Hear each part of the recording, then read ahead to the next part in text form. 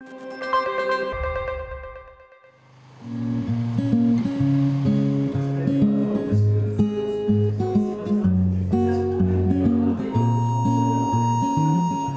parcourt les routes de la région depuis plus de 20 ans et va à la rencontre de ses habitants.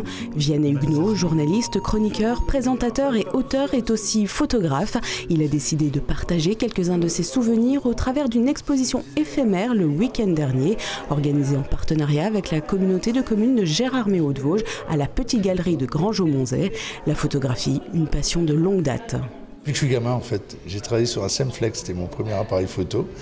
Et puis après, j'ai eu des petits Kodak, j'ai travaillé, je développais même mes photos avant sur un vieux agrandisseur Crocus. Donc c'est une passion d'enfance. Mon père faisait beaucoup de diapos aussi. Et puis après, ce sont mes métiers qui m'ont amené à ça. Des instantanés qu'il capture au gré de ses rencontres essentiellement professionnelles et de ses balades aux quatre coins de la Lorraine, une région qu'il admire, défend et décline ici en 11 couleurs. La Lorraine est magnifique, personne n'a de doute là-dessus.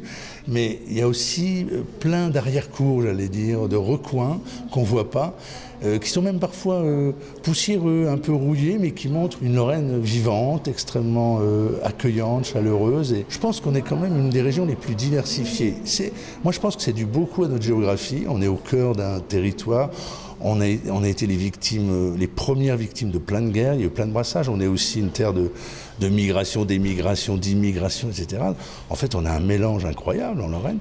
Et on le retrouve probablement aussi à travers des couleurs très différentes. Le bleu de travail des mineurs de Jarny, le vert d'une devanture de bistrot ou encore le violet d'un vêtement traditionnel bouddhiste.